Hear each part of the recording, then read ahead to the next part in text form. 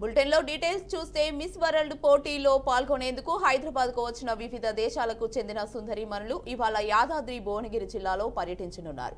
యాదగిరిగుట్ట క్షేత్రాన్ని ఓ బృందం, భూదాన్ పోచంపల్లిలో మరో బృందం సందడి చేయనుంది. వీరి పర్యటన కోసం టూరిజం ఖాతాతో పాటు జిల్లా అధికారిక యంత్రాంగం ప్రత్యేక ఏర్పాట్లు పూర్తి చేసింది.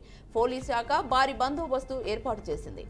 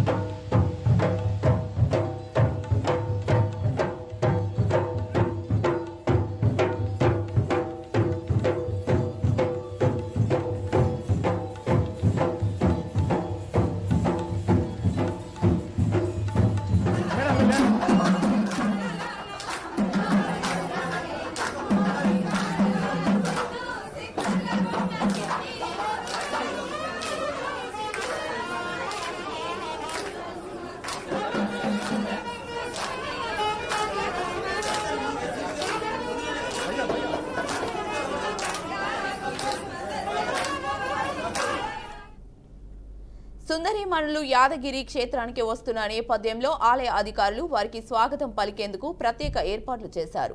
ప్రధాన ఆలయ ముఖమండపం, మహారాజ గోపురాలను అలంకరించారు. ఈ సందర్భంగా ఇవాళ భక్తులకు కల్పించే బ్రేక్ దర్శనాలను రద్దు చేశారు. దీంతో పాటు జోడు సేవలను రద్దు చేశారు. సుందరీమణులు వెళ్లిన తర్వాత భక్తులకు శ్రీ స్వామివారి దర్శనాలను కొనసాగిస్తారు.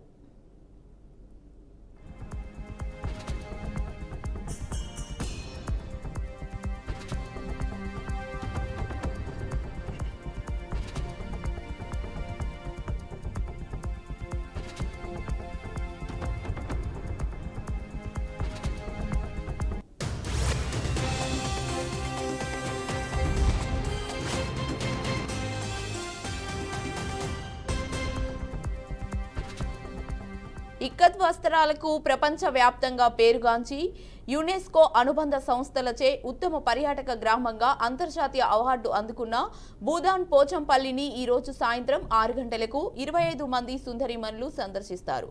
టూరిజం పార్కులోని మ్యూజియంలో దారం నుంచి చేనేత వస్త్రాల తయారీ ప్రక్రియను పరిశీలిస్తారు. వీరికి సింగిల్ ఇక్కత్, డబుల్ ఇక్కత్, తేలియా, రుమాలు, చేనేత వస్త్రాల ప్రాముఖ్యతను వివరిస్తారు. హంపి థియేటర్లో మోడల్స్ చే నిర్వహించే ర్యాంప్ వాక్ ను తిలకిస్తారు.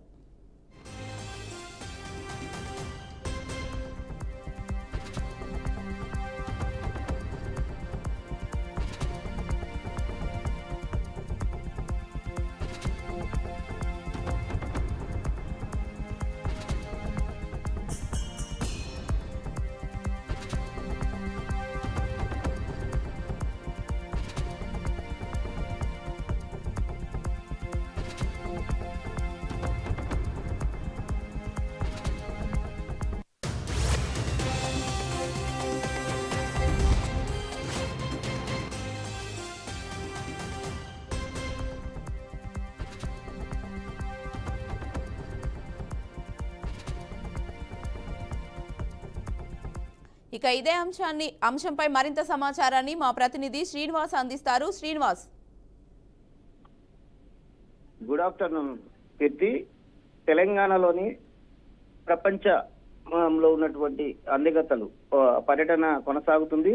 మొన్న జరిగినటువంటి నాగార్జున సాగర్ బుద్ధవనం కావచ్చు, నేడు పర్యటించనున్నటువంటి భూదాన్ పోచంపల్లి సంబంధించినటువంటి అనేక చేనేతకు ప్రాముఖ్యత చోటు చేసుకున్నటువంటి భూదాన్ పోచంపల్లి ప్రాంతంలోని పర్యటన ఉంటుంది. ఈ రోజు సాయంత్రం 6 గంటల నుంచి 8:30 వరకు భూదాన్ పోచంపల్లి సంబంధించినటువంటి ప్రాంతంలోని ఆఫ్రికా ఖండానికి సంబంధించినటువంటి 26 మంది అందగత్తలు, ప్రపంచ అందగత్తలు ఇక్కడ పర్యటించనున్నారు. దీనికి సంబంధించి ఇప్పటికే తెలంగాణ వ్యాప్తంగానే కాకుండా తెలుగు రాష్ట్రాల్లో ఉన్నటువంటి అనేక ప్రఖ్యాత సంబంధించినటువంటి ప్రాంతాలే కావచ్చు, ప్రముఖులు అనేక మంది చేనేత సంబంధించినటువంటి ప్రాముఖ్యతతో కూడుకున్నటువంటి చీరలు ప్రపంచ దేశానికే వన్నె తెచ్చినటువంటి చేనేత సంబంధించినటువంటి ఉత్పత్తులని చూడడానికి కూడా భూదాన్ పోచంపల్లి రావడం ఈ యొక్క భూదాన్ పోచంపల్లి ప్రాంతాన్ని కూడా ప్రపంచ ప్రఖ్యాతిగాంచిందని చెప్పుకోవడానికి గర్వపడుతున్నారు. దీనికి సంబంధించి ఇప్పటికీ ఆ ప్రాంతంలో కానీ అక్కడ ఉన్నటువంటి పరిసర ప్రాంతాల్లో పూర్తిగా పోలీసుకు ఆధీనంలో ఉంది. దీనికి సంబంధించి ఆ పర్యాటకులకు ఏవైతే ప్రపంచ దేశాలకు సంబంధించినటువంటి 26 మంది అందగత్తలు ఈ ప్రాంతాన్ని పర్యటించిన క్రమంలో వారికి ఎలాంటి ఇబ్బంది కలగకుండా కూడా ఆ టూరిజం శాఖ అయితేనేవి తెలంగాణ రాష్ట్ర ప్రభుత్వం అన్ని ఏర్పాట్లు కూడా సమకూర్చడం జరిగింది. దీనికి సంబంధించి right, thank you Srinivas. Jammu కాశ్మీర్లో రక్షణ శాఖ మంత్రి రాజ్నాథ్ సింగ్ మాట్లాడుతున్నారు. ఇప్పుడు అలా చూద్దాం. उस एक एक जवान की आंखों में देखा गया सपना था कि हर आतंकी ठिकाना, चाहे वह घाटियों में छुपा हो या बंकरों में दबा हो, हम वहां पहुंचेंगे और दुश्मन की छाती चीर कर हम उन आतंकी ठिकानों को खत्म करके ही हम वापस लौटेंगे। मेरे साथियों, ऑपरेशन सिंदूर आतंकवाद के खिलाफ भारत द्वारा चलाई गई अब तक के इतिहास की मैं मानता हूं यह सबसे बड़ी कार्रवाई है। 35-40 वर्षों से भारत सरहद पार से चलाए जा रही आतंकवाद का सामना कर रहा है। आज भारत ने पूरी दुनिया को यह साफ कर दिया है, यह स्पष्ट कर दिया है कि आतंकवाद के खिलाफ हम किसी भी हद तक जा सकते हैं। साथियों, आतंकवादियों ने पहलगाम में आतंकवादी घटना को अंजाम देकर भारत के मस्तक पर चोट पहुंचाने की कोशिश की है। भारत की सामाजिक एकता को तोड़ने का भी प्रयास किया गया है। उन्होंने भारत के माथे पर वार किया, हमने उनकी छाती पर वार किया है और छाती पर घाव किया है। पाकिस्तान के जख्मों का इलाज इसी बात में है कि वह भारत विरोधी और आतंकवादी संगठनों को पनाह देना बंद करे और अपनी जमीन का इस्तेमाल भारत के खिलाफ किसी भी सूरत में न होने दे। साथियों, आपको याद होगा कि लगभग 21 साल पहले स्वर्गीय अटल बिहारी वाजपेयी जी के सामने इसी पाकिस्तान ने इस्लामाबाद में डिक्लेरेशन किया था कि अब उनकी धरती से आतंकवाद एक्सपोर्ट नहीं किया जाएगा। मगर पाकिस्तान ने भारत को धोखा दिया है, पाकिस्तान ने भारत को छला है और आज भी वह धोखा दे रहा है। इसका खामियाजा अब उसको भारी कीमत करके भुगतना पड़ा है और यह कीमत यदि आतंकवादी वारदातें चलती रही तो लगातार यह बढ़ने ही वाली है। हमारे प्रधानमंत्री श्री नरेंद्र मोदी जी ने दो टूक शब्दों में आतंकवाद के खिलाफ भारत की नीति को रीडिफाइन कर दिया है, इसे परिभाषित कर दिया है, जो यह कहती है कि हिंदुस्तान की सरजमी पर किया गया कोई भी आतंकी हमला एक एक्ट ऑफ वार माना जाएगा। दोनों देशों में जो अंडरस्टैंडिंग बनी है फिलहाल वह इसी बात को लेकर है कि सरहद पार से कोई बेजा हरकत अब नहीं की जाएगी। अगर की गई तो बात निकलेगी तो बहुत दूर तक जाएगी। साथ ही हमारे प्रधानमंत्री ने यह भी साफ कर दिया है, आतंक और बातचीत कदापि एक साथ नहीं चलेंगे और अगर बात होगी तो आतंकवाद पर होगी और पाक ऑक्युपाइड कश्मीर पर ही होगी। साथियों, ऑपरेशन सिंदूर की कामयाबी ने पाकिस्तान में छिपे आतंकी संगठनों और उनके आकाओं को भी यह साफ बता दिया है कि वे कहीं भी अपने आप को महफूज और सुरक्षित न समझें। अब वे हमारे बहादुर भारतीय सेनाओं के निशाने पर हैं। दुनिया जानती है हमारी सेनाओं का निशाना अचूक है और वो जब वो निशाना लगाते हैं तो गिनती करने का काम वह दुश्मनों पर छोड़ देते हैं। साथियों, आज आतंकवाद के खिलाफ भारत की प्रतिज्ञा कितनी कठोर है इसका पता इसी बात से चलता है कि हमने उनके न्यूक्लियर ब्लैकमेल की भी परवाह नहीं की है। पूरी दुनिया ने देखा है कि कैसे गैर जिम्मेदाराना तरीके से पाकिस्तान द्वारा भारत को अनेक बार एटमी धमकियां दी गई हैं। आज श्रीनगर की धरती से मैं पूरी दुनिया के सामने यह सवाल उठाना चाहता हूं कि क्या ऐसे गैर जिम्मेदार और रोग नेशन के हाथों में परमाणु हथियार सुरक्षित हैं? मैं दुनिया के सामने यह सवाल खड़ा करना चाहता हूं। मैं मानता हूं कि पाकिस्तान के एटमी हथियारों को IAEA international atomic energy agency की निगरानी में लिया जाना चाहिए। मैं ये कहना चाहूँगा और साफ तौर पर कहना चाहूँगा। साथियों, हमारी सेनाओं हमारी सीमाओं पर अपनी मातृभूमि की रक्षा के लिए जिस तरह से आप सभी बिना रुके बिना थके दिन रात लगे रहते हैं, वह अपने आप में अद्भुत है और अद्वितीय भी है। आपकी यही बातें हम सब भारतीयों के लिए मार्गदर्शक का कार्य करती हैं। यही कारण है कि मैं हमेशा आपसे मिलने के लिए उत्साहित रहता हूं, ताकि आपके अंदर की ऊर्जा से हम सब भी कुछ प्रेरणा ले सकें। साथियों, आतंकियों ने पहलगाम में धर्म पूछकर हमारे निर्दोष लोगों को मारा। उसके बाद आपने जो जवाब दिया उसे पूरी दुनिया ने देखा है। उन्होंने यह नहीं सोचा कि आम नागरिकों ने उनका क्या बिगाड़ा है, उन्होंने ऐसा क्या किया है कि उन्हें मार दिया जाए। पर मैं यह कहना चाहूंगा, आतंकियों ने भारतीयों को धर्म पूछकर देखकर मारा, धर्म पूछकर मारा, तो हमने आतंकियों को उनका कर्म देखकर मारा है। उन्होंने धर्म देखकर बेगुनाहों की जान ली, यह पाकिस्तान का कर्म था। हमने कर्म देखकर उनका खात्मा किया, यह हमारा भारतीय धर्म है। एक रक्षा मंत्री के रूप में मुझे आप सबको बेहद नजदीक से वर्षों से जानने का और समझने का अवसर मिला है। मैं आपके साहस और पराक्रम को तो जानता ही हूं, साथ ही साथ पहलगाम जैसी घटना के प्रति आपके गुस्से को भी मैं अच्छी तरह जानता हूं। साथियों, मुझे पता है कि पहलगाम के बाद आपके अंदर गुस्सा था, पूरे देश के अंदर गुस्सा था। मुझे पता है कैसा महसूस होता है जब धमनियों में बह रहा रक्त बेकाबू होने लगे। और मुझे इस बात की खुशी भी है कि आपने अपने गुस्से को सही दिशा देते हुए बड़ी बहादुरी और सूझबूझ के साथ पहलगाम का बदला लिया है। रही बात पाकिस्तान की, तो उसकी बात ही क्या करूं आपसे। वह देश तो मांगते मांगते अपनी जहालत से एक ऐसी हालात में आ गया है कि उसके बारे में यह भी कहा जा सकता है कि पाकिस्तान जहां भी खड़ा होता है वहीं से मांगने वालों की लाइन प्रारंभ हो जाती है।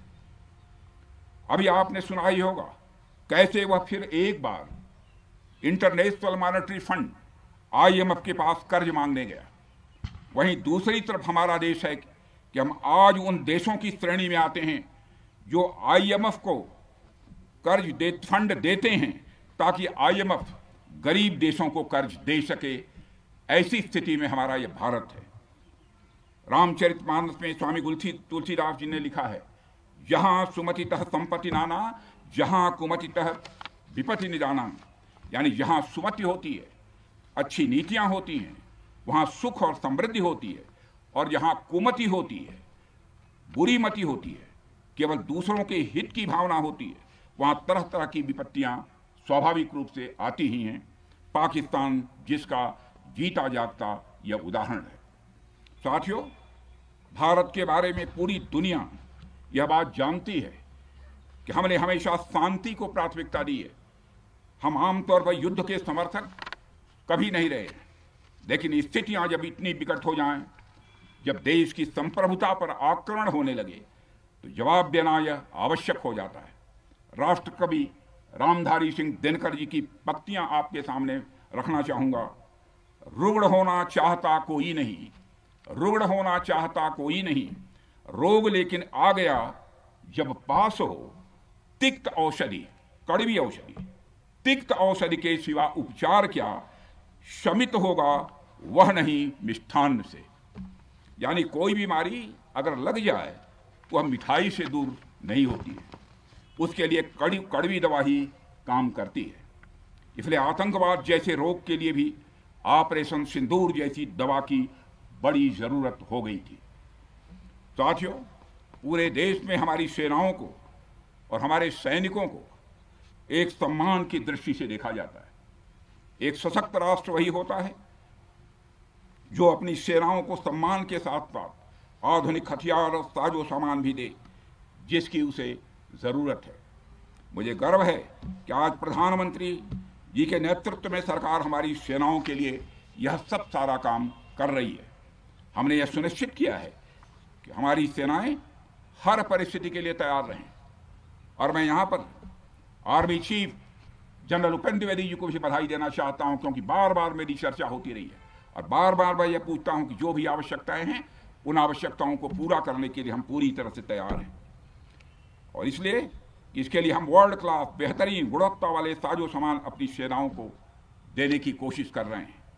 आज आधुनिक राइफल्स, मिसाइल डिफेंस शील्ड और ड्रोन्स जैसी नई पीढ़ी के कई इक्विपमेंट को तेजी से भारत में ही बनाया जा रहा है।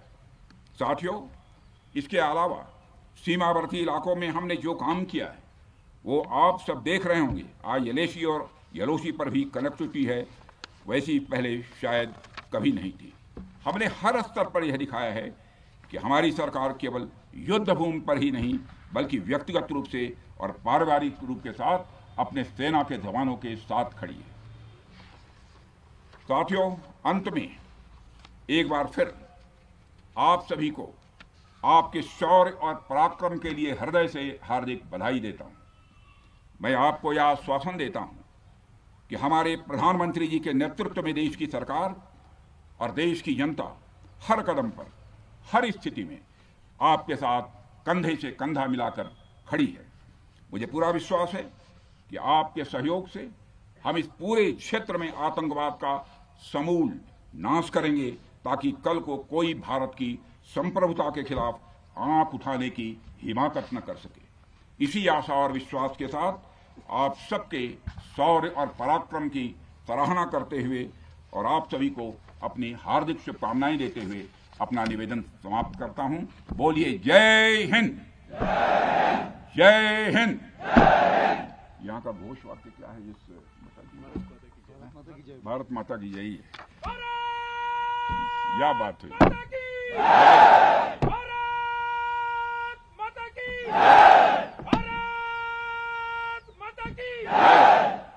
बहुत अच्छे।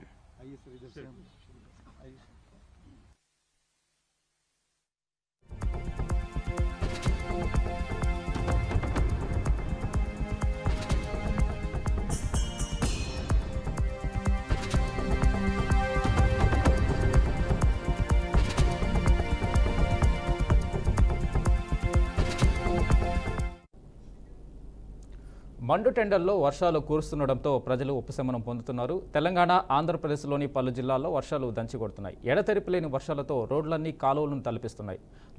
లోతట్టు ప్రాంతాలు జలమయమయ్యాయి. జనజీవనం అస్తవ్యస్తమైపోయింది. ఇక ఏపీలో హిందూపురం, పరిగి, కదిరి మండలాల్లో వర్షం కురుస్తుంది.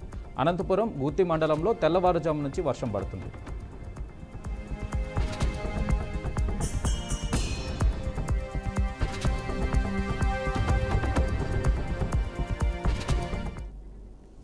రాత్రి నుంచి కురుస్తున్న వర్షాలతో పలు కాలనీలు జల దిగ్బంధంలో చిక్కుకున్నాయి. నడుములోతు నీళ్లు చేరడంతో స్థానిక ప్రజలు ఆందోళన చెందుతున్నారు. అప్రమత్తమైన సిబ్బంది సహాయక చర్యలు చేపట్టారు. నీటిలో చిక్కుకున్న వారిని బయటకు తరలించారు అగ్నిమాపక సిబ్బంది. ప్రజాశక్తి కాలనీలోకి నీరు ప్రవేశించడంతో ఇంట్లో ఉన్న వారిని బయటికి తీసుకొస్తున్నారు స్థానికులు. అత్యవసరమైతే తప్ప ప్రజలు బయటికి రావద్దని అధికారులు సూచిస్తున్నారు.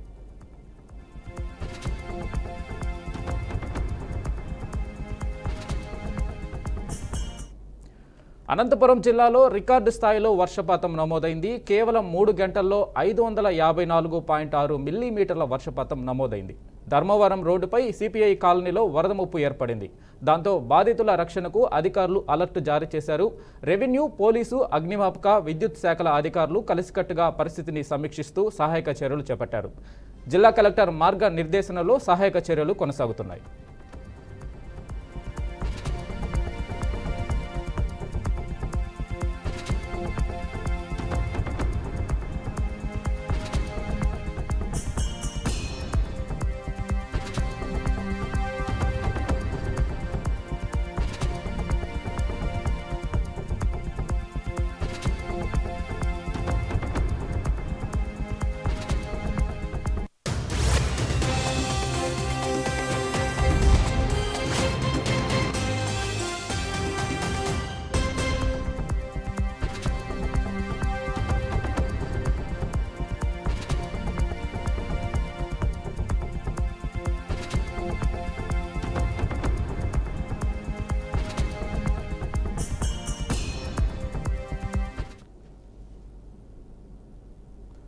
ఇక దీనిపై మరింత సమాచారం మా ప్రతినిధి ప్రకాష్ అందిస్తారు. ప్రకాష్, చెప్పండి, అకాల వర్షాలతో ప్రజలు ఇబ్బంది పడుతున్నట్టుగా తెలుస్తుంది.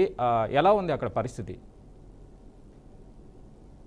Venkat, good afternoon. గడిచిన రాత్రి కురిసిన భారీ వర్షాలకు అటు తెలంగాణ ఇటు ఆంధ్ర ప్రజలు అయితే తీవ్ర ఇబ్బంది అయితే గురవుతున్నారు. అయితే ఇక్కడ చూసుకున్నట్లయితే భారీగా లోతట్టు ప్రాంతాలన్నీ జలమయమయ్యాయి. రోడ్లు అయితే వంకలు అయితే తలపిస్తున్నాయి. అయితే ఈ వర్షాల కారణంగా అనంతపురం రూరల్ పరిధిలోని కక్కలపల్లి కాలనీ, అయితే ప్రజాశక్తి నగర్, రాప్తాడు మండలంలోని కొన్ని కందుకూరు గ్రామ సమీపంలోని సిపిఐ కాలనీ, అలాగే శిల్పాలయ పక్షి నగర్ వంటి పలు లోతట్టు ప్రాంతాలు ఏవైతే ఉన్నాయో అవన్నీ జలమయమయ్యాయని మనకి తెలుస్తుంది. అయితే వెంకట్, మనం చూసుకున్నట్లయితే పై ప్రాంతాల నుంచి వచ్చిన భారీ నీటి ప్రవాహం కారణంగా ఒక్కసారిగా నీరు వారి ఇళ్లలోకి అయితే చేరడంతో స్థానిక ప్రజలు తీవ్ర ఇబ్బందులు అయితే ఎదుర్కొంటున్నారు. వాగులు వంకలు అయితే కొల్లి పొంగడంతో ప్రజలు అప్రమత్తం అయితే ఉన్నారు. అయితే పలు ఇళ్లలోకి ఈ భారీ ప్రవాహం నీళ్ళు అయితే ప్రవహించడంతో కొన్ని ప్రాంతాల్లో ప్రజలు అయితే బయటికి కూడా రాలేని పరిస్థితి ఇక్కడ నెలకొనేదైతే చెప్పుకోవాలి. అయితే వెంకట, ఈ క్రమంలో స్థానికులు అగ్నిమాపక శాఖనైతే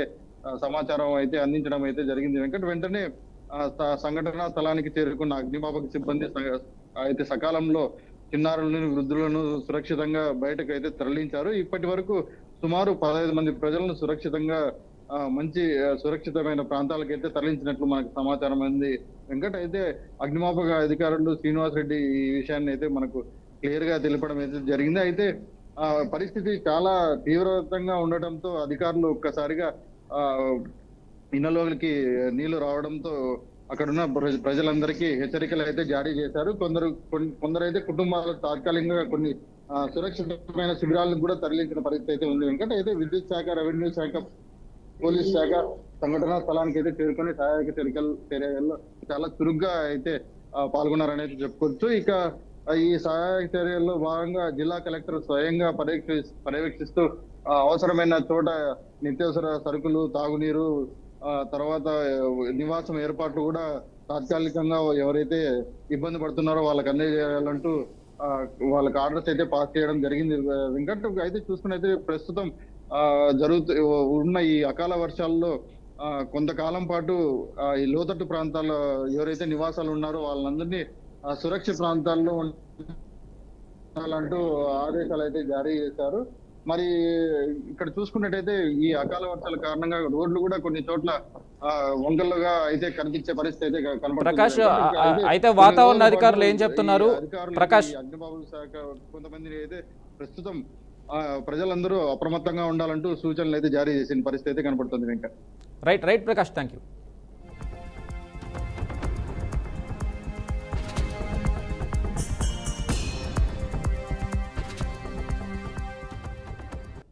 కంచిగచ్చిబౌలి భూములపై సుప్రీంకోర్టులో విచారణ జూలై 23కు వాయిదా వేశారు. సీజేఐగా జస్టిస్ గవాయ్ బాధ్యతలు చేపట్టాక తొలి విచారణ జరిగింది. ఈ సందర్భంగా తెలంగాణ ప్రభుత్వంపై సీజేఐ ఘాటు వ్యాఖ్యలు చేశారు. ఇష్టానుసారంగా డజన్ల కొద్దీ బుల్డోజర్లతో చెట్లు తొలగించేందుకు వినియోగించారని, ఇదంతా ముందస్తు పథకం ప్రకారమే చేసినట్టుగా ఉందని ఆయన అన్నారు.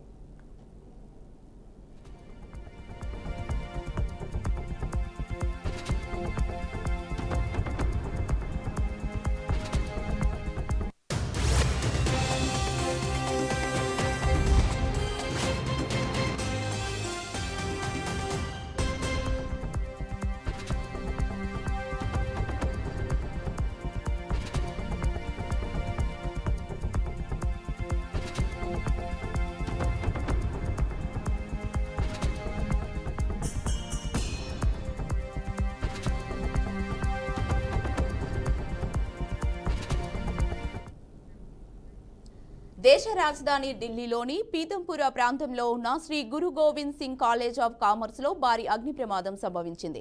ఈ ఘటనతో కళాశాల ప్రాంగణంలో ఒక్కసారిగా తీవ్ర కలకలం రేగింది. అదృష్టవశాత్తు ఈ ప్రమాదంలో ఎటువంటి ప్రాణ నష్టం జరగలేదని అధికారులు తెలిపారు.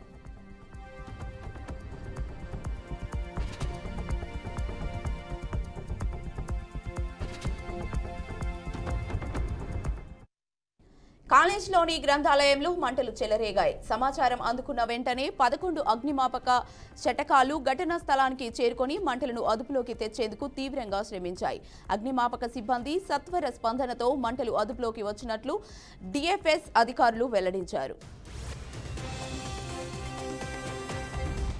తొలుత కాలేజీలోని మొదటి అంతస్తులో ఉన్న గ్రంథాలయంలో మంటలు చెలరేగాయని, ఆ తర్వాత అవి వేగంగా 2వ, 3వ అంతస్తులకు కూడా వ్యాపించాయని అగ్నిమాపక శాఖ అధికారులు తెలిపారు. ఘటనా స్థలం నుంచి వెలువడిన దట్టమైన పొగలు, భారీ అగ్ని కీలకలు దూరం నుంచి కూడా స్పష్టంగా కనిపించాయని ప్రత్యక్ష సాక్షులు పేర్కొన్నారు. ప్రమాద తీవ్రత దృష్ట్యా అధికారులు చుట్టుపక్కల ప్రాంతాల్లో భద్రతా చర్యలు చేపట్టారు.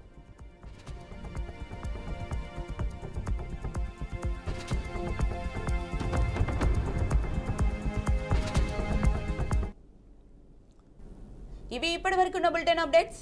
Keep watching BRK news.